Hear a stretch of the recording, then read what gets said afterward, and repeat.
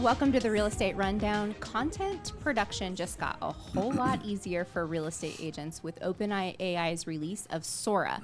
It is their new video content. It's text to create video, and it is absolutely insane.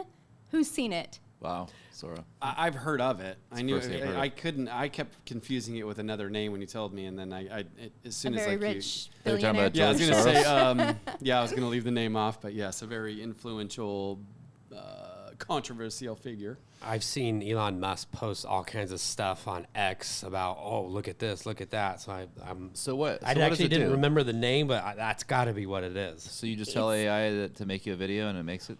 Exactly. It's absolutely incredible. You can literally command it to make you whatever you want. I mean, I'm sure there are And probably even do it in some the finite limitations. parts of it, right? But yeah, and then you can change, like, so right now, if you go to OpenAI's website and you look at the examples they have on there, there's this one where they show like a basketball rolling across a basketball court, and then the basketball turns into a chicken. I mean, it's just hilarious, and just all of the different videos. So think how realtors will be able to use this to create content. It's going to be absolutely insane. So I love that you just brought that up, because something that I know we have been chatting about and is really just the rise of AI, not only from like a text standpoint, but what about like, yes, you can prompt it to create you campaigns, give you the slogan, but now you're talking about creating an entire funnel and executing it for you.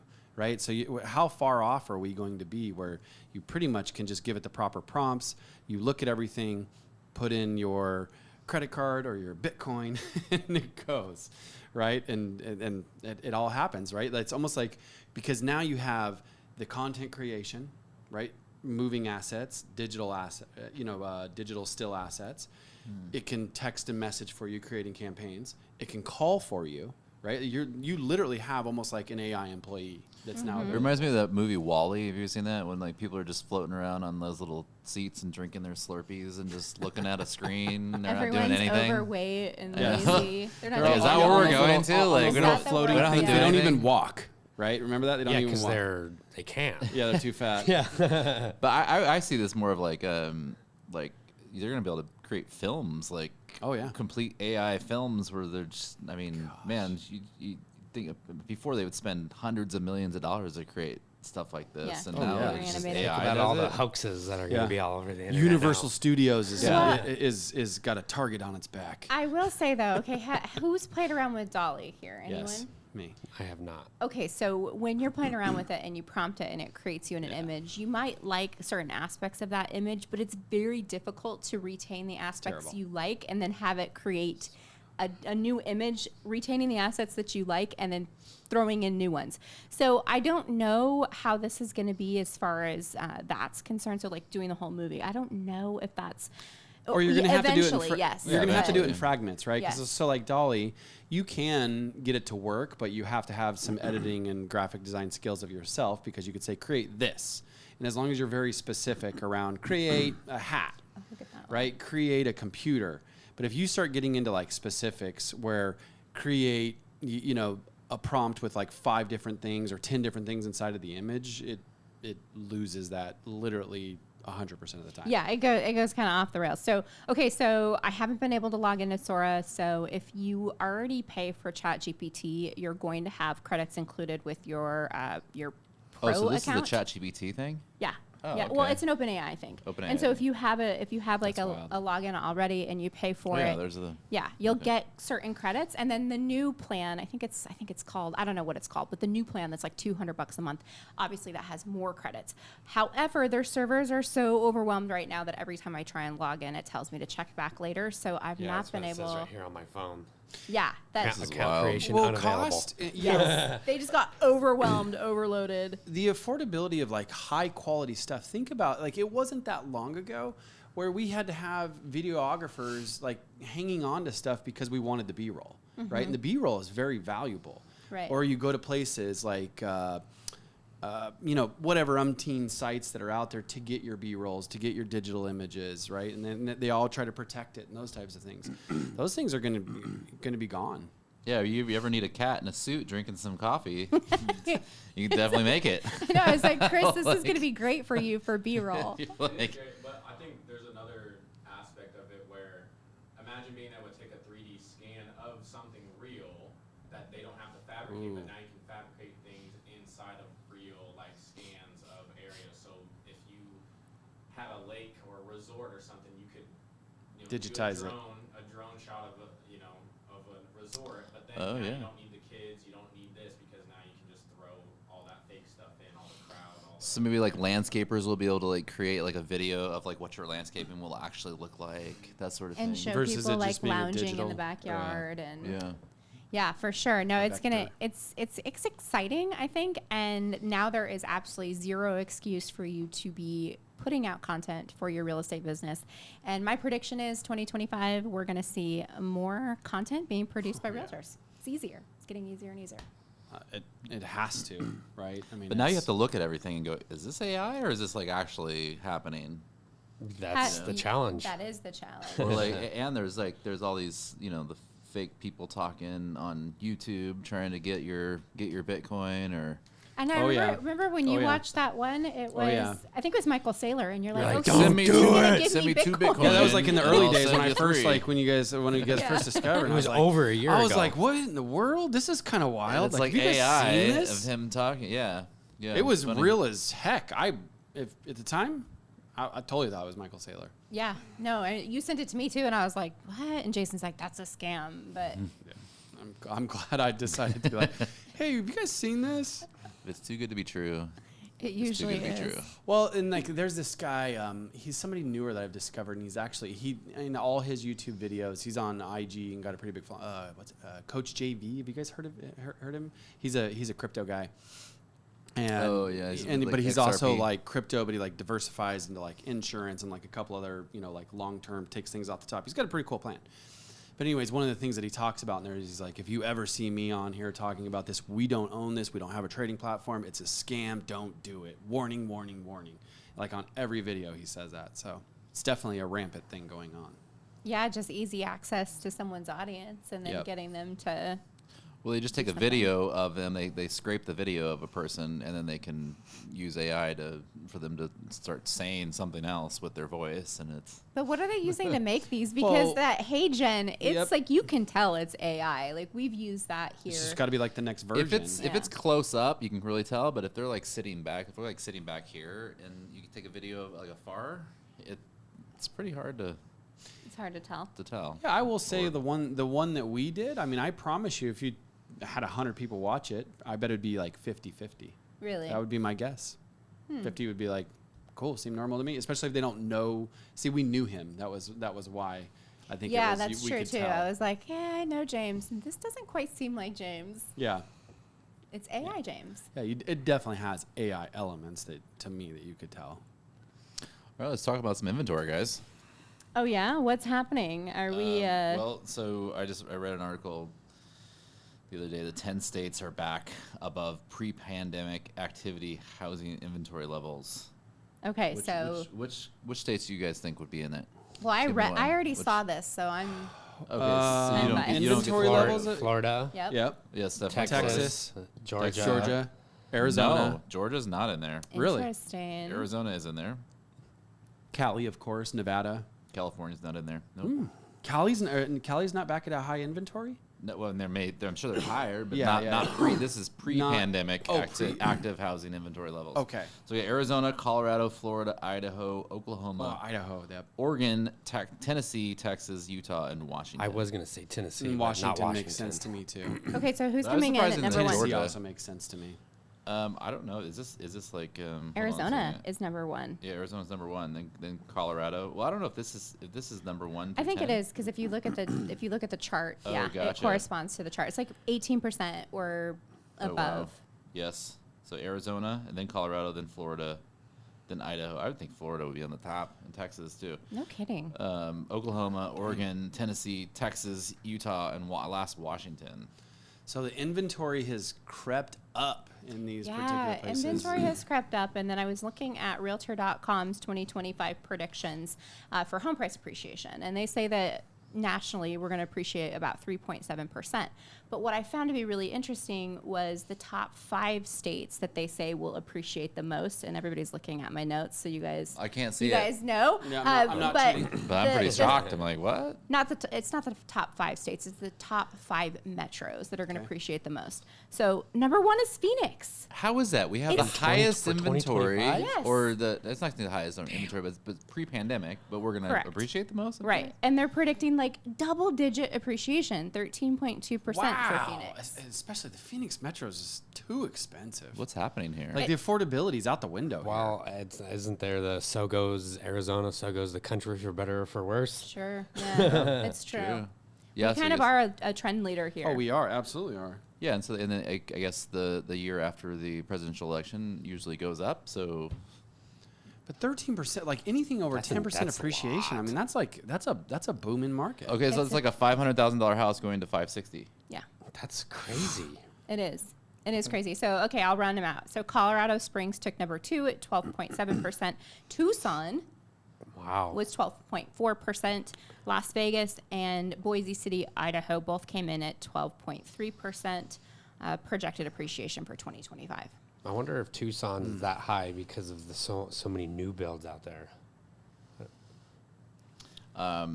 People still Maybe. leaving Cali, Maybe. Washington, Oregon too. That's something I would be thinking of, right? Is it's just still the mass exit from a lot of those places that are Moving heavily, here. yeah.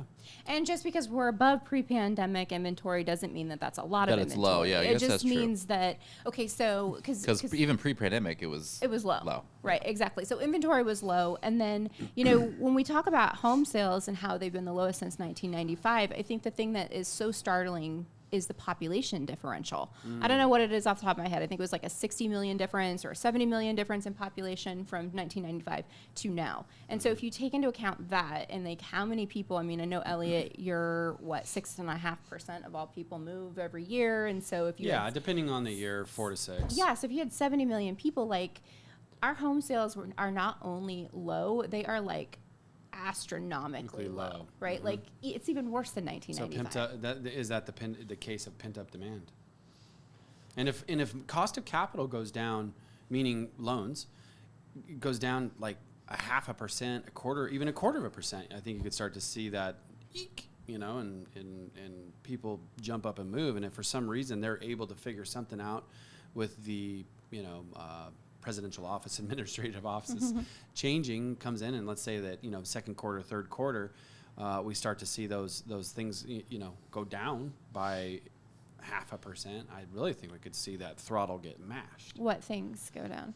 The rates. Oh, interest rates. Yes. Sorry, I wasn't very clear there. Yeah. So Fannie Mae came out with their Consumer Purchase Sentiment Index, whatever. It's a mouthful. I'm not even sure if I said it all correctly, but they came out with that. I think yesterday, and consumer sentiment is up. So even though rates are still elevated, it seems like buyers are getting used to them.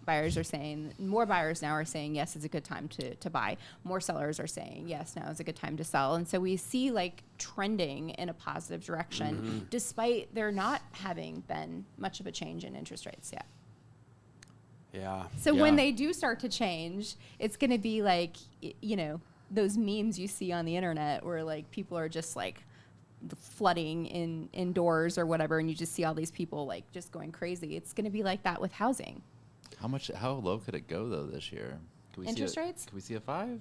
Nobody is predicting that. No, I don't think we're gonna see a 5. So how are we getting 13.2% appreciation? I don't. Do you guys believe it? Let's round table the question. I don't think we're.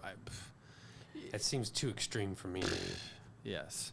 There would have to be something that would happen that I guess is just not popping in my brain. And not only that, to like make that as a blanket statement throughout the whole city, that means there's going to have to be because everything breaks down into sections, right? You're like entry level of 3 to 5, 5 to 750, 750 to a mil to 1.5, right? And then your ultra luxury 1.5 and up, right? Give or take in that last statement that I just said. Yeah, maybe higher But there. my point is when you're making a blanket statement, right? That means one of those price sectors that I just stated is really going to pop off. So mortgage rate forecast for 2025. This is hilarious. The only source I'm looking at: Redfin, Capital Economics, Hunter Housing Economics, CoreLogic, Wells Fargo, Mortgage Bankers Association, Fannie Mae, Moody's, Morgan Stanley, Bright, MLSRealtor.com, the National Association of Home Builders, Goldman Sachs, and National Association of Realtors. And I'll have Chris flash this up on the screen. But the only source that is predicting a 5% interest rate in 2025. Anyone want to take a guess? Realtor.com? Nope. Is Close. it Zillow? No. It's NAR. Oh, wow. So NAR is like optimistic. They're saying 5.8%. They got to be bullish, though. They got to do something to keep. help us replenish our fine fees. Yeah. So speaking of something to draw Is that the attention. same thing from MarketWatch?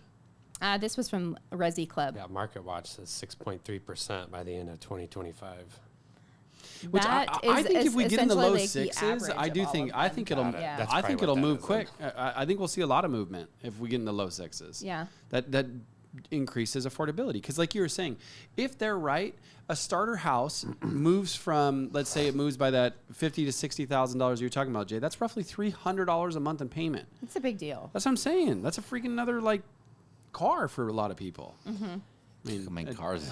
I mean, I don't know. Not really. That's not. a baseline car. Yeah, when I was 16. Yeah, exactly. But if the quote unquote pricing goes up, that lower interest rate, I mean, it's like, how much is that really going to help? Right. I mean, when I got my first place back in 2008, the rates were in the sixes, but I was talking about a $180,000 house. Right. So you can, the 6% doesn't quite affect that as much. No. Yeah, we'll take a 6% on 180 Heck yeah, all day. Yeah. Twice on Sunday. Especially what that house would be worth now. Yeah.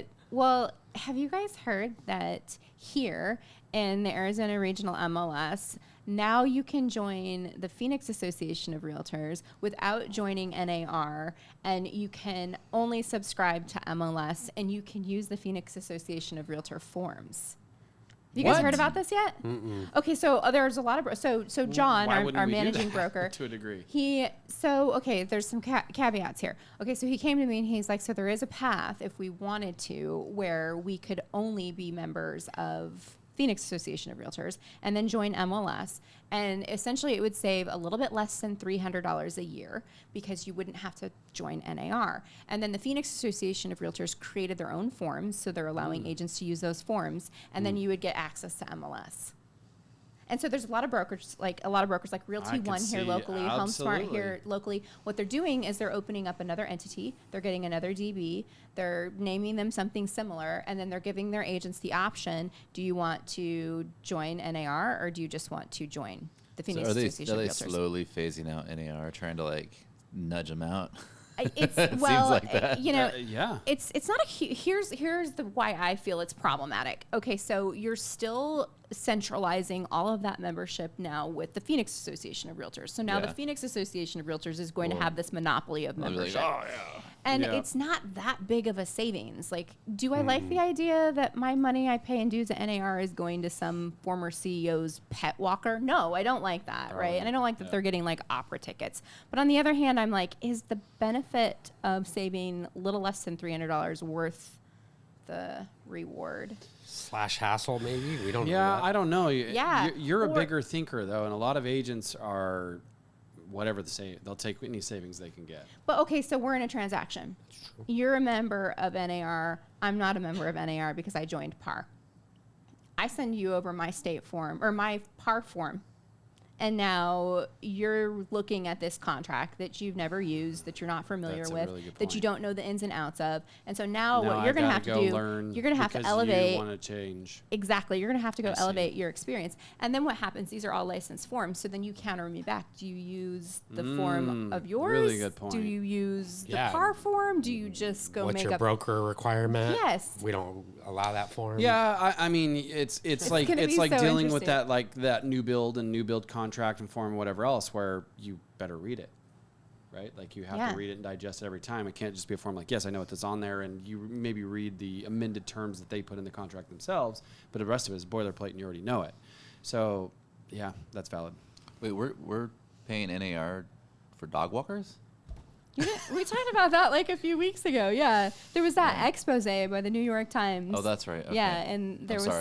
sorry. I was still thinking about that. I'm like, They that's have weird. like former executives still on salary that are making know, like I a quarter of heard $1 that million too. a year, and you're just going like, you don't even work for Crazy kind of advisory roles. I'm Yes, like, I'll take an crazy, advisory role, yes. NAR. I know a lot about real estate. I know a lot about realtors. Like, sign me up for that. Talk about golden parachute. We need our own program. Doge people like for NAR, Yes, right? Just like yes. go out there and cut some of this crap. That's crazy. It is crazy. All But things are changing. So it was really interesting to see that movement happening here in our local market. So what do you think? Should we do it? It just sounds like more hassle. I don't know. I like your argument. Your argument to me made a lot of sense. we have to build another entity. Yeah, you'd have and, to create another have another entity, broker. have another I mean, DB. there's a lot of costs there too. I'm thinking that's Yeah, especially for $300 the a year. time, effort, and energy. I'm like, okay, just so all of our agents can pay less, pay a little bit less. Which really, if we teach agents to be better agents and just go sell a tenth more of a house each year, that more than covers that in spades. Says the NAR Yeah. CEO, right? He's like, just teach your agents more. I mean, But then you won't have a code of ethics. so it'll be the Wild West again? Wait, hold on. I'm kind of interested in this. Just kidding. You mean realtors will lie again? Again. Yeah, it's It's just a joke. it's interesting. So things are changing. That's just here in the Phoenix market. If something like that is happening in your market, we would love to hear about it. Leave us a comment and let us know. So you had a couple of like big technology things. I think the piece would be good if what do you got? Okay, so Yeah, you go first. All right. So yesterday, some news broke from Google, and they unleashed their new quantum computing chip, Willow. And apparently it's like 105 qubits and can perform computational analysis like faster than anything else. Like things that would have taken like billions and billions of years to compute with normal chips, it's like it does it. And so the changes for like drug discovery, financial modeling, logistics, supply chain, I mean, even like crazy things that they're going to be able to do because of this computational power. And as soon as I read about it, I said to Jason, I was like, oh, is Willow going to be able to like break Bitcoin's encryption? And Jason got pretty defensive. Oh, he did? You're like, what are you reading? You're like, are you just reading the negative stuff? Like you were totally all. Yeah, I was pretty defensive because Yeah. I think it's a bunch of BS. If it breaks Bitcoin, it's going to break your bank account.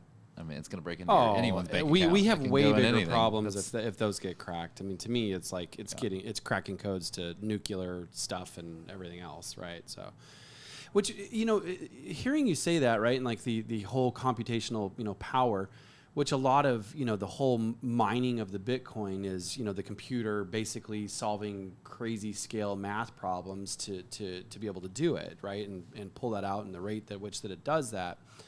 So I'm like, part of me is like thinking to myself, as you hear that, well, if that's the case, and a lot of times these are not like low-level computers, but they're not like extremely high-level computers, right?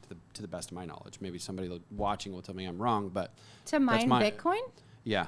Oh, you don't need a super fancy. No, I know. Yeah. That's exactly what I'm getting like at. a really right. basic computer. So for a really But basic thing, it's just a you're process. competing against other computers. Right. You're not going Better to get faster. crap if you don't have massive computing power. True. though. Right. That's what I'm getting at. So Maybe in the beginning. So that's what I'm getting at. So my Yeah. point is, you take this massive bad boy, this massive computer, throw it in the mix, in mining, you want to, I mean, because if it's cracking the codes is about money, right? At its core would be, well, just go beat everybody at the game.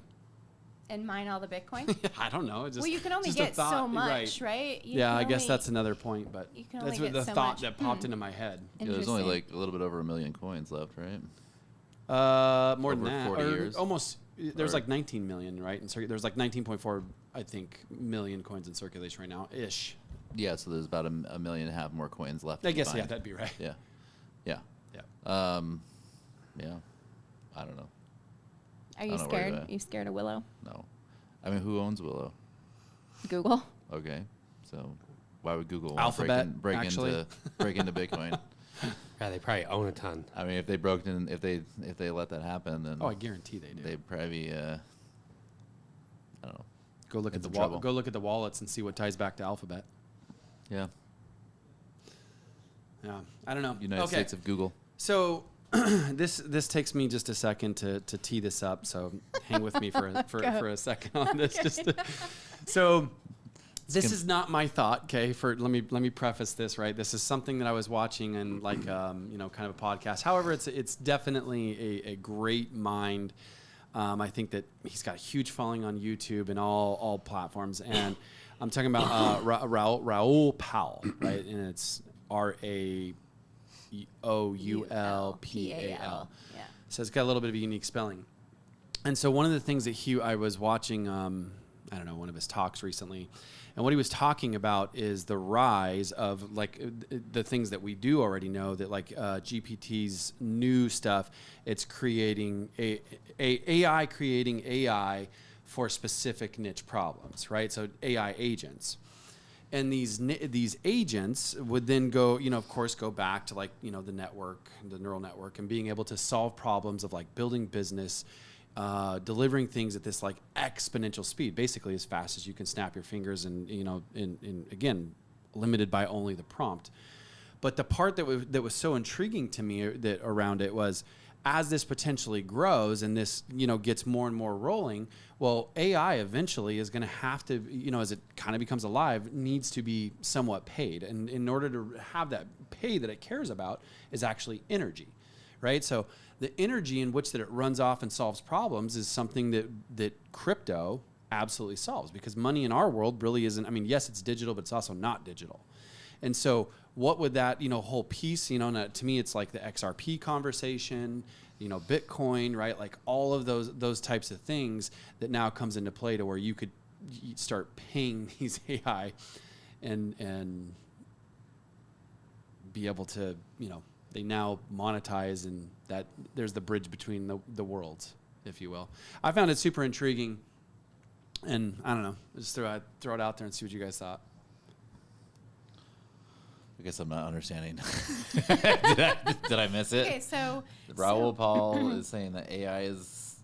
So basically, you're going to be able to have these hyper specialized AI assistants, right? So, gotcha. So if you're a dermatologist, you're going to be able to get this AI assistant that's going to be able to, you're going to be able to take a picture of your patient's face, and then the AI assistant's going to be able to basically tell you the protocol for treating this patient, right? Or things of that nature, right? To where, I don't know, that's just one use case, right? These very hyper specialized AI assistants, but then they're going to need energy to operate. And so if you're off a platform like an OpenAI or one of the LLMs that, there's tons of them, you can actually go so when we created our AI assistant for Zoodealio, we're using OpenAI, but we can also test other models and see how their responses are as well. So we could go test Grok or Llama or, Copilot. Exactly. So basically, I guess that's the thing I'm not understanding. So this would be an AI that's created off of the major LLMs. Right. And you would basically power it with crypto. Correct. Power with crypto. Right. And so part of So his who whole keeps the theory, so crypto? part of the whole theory on this Microsoft is really, what is this going to look like? Because as we, part of this whole piece of information that he was passing on is essentially we have only until 2030 to get your ducks in a row to be able to take advantage, because essentially money as we know it is going extinct. And here's another reason why that money as we know it is going extinct. Well, with AI, it's basically going to take away all the jobs, and we won't need money, right? Because that's part of robotics that's and part of what he AI was will talking start about. doing things for you. So you just, hey, then what do you actually want to do with your life? You just want to be outside, be out in the mountains. And I think that is incredibly sad, because I too. really believe that people have purpose. People that have Well, you're purpose still gonna have need more purpose. meaningful lives. But you'll be able to do stuff like so much faster. Sure, yeah, but I think that creation is part of purpose, and so if you're not creating, you're gonna feel like you're just like dying or decaying in life if you're not, bringing out something into the world. I mean, like we were born to create, right? Like what do little kids do? Little kids like create all day long. Why do you every think day. Legos is one of the most longest lasting toys ever? Exactly, they love to build things and draw things and do things, and There's still crayons and paper, right? So I think that's a sad word, or a sad world to think that you're not going to do anything and AI is just going to do everything. Like the Wall-E world, like it's a sad or does creativity look a lot different? And how far can the human mind and human brain go? Right? When you can solve, like when you can think it, solved. Next step, think it, solved. Right? Then it just gets boring. I was going to say that's a boring life to me. I agree. I think that there is so much of achievement that you get through running into a wall a time or two and then figuring out how to break through it, right? Like it was like that thing that Austin brought up in our huddle the other day, right? And I don't need to go through all of it, but essentially where he's talking about like, what do you want?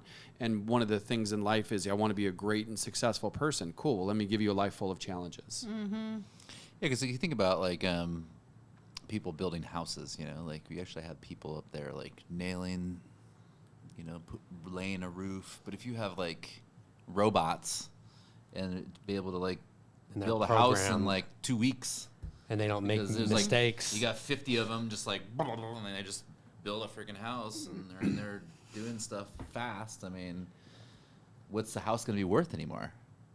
It's not going to be worth much, right? The cost will go down, yeah. The cost will go way down. Just the cost of the robots, I guess. Yeah, yeah, right. The cost of material, and yeah. But they can do multiple. Right. So. Okay, yeah. I'm curious, guys. Other than like using AI to like write content or write things for you, what are the most interesting ways you've used AI lately? I'm a novice with this stuff, so I got to get myself more in tuned. So that's pretty much it. Just helping me say things better, or give me a different perspective of saying something better, content. That's pretty much all I'm done. I mean, just for me, writing emails, like come up with pictures, conflict resolution with. We work with a lot of contractors.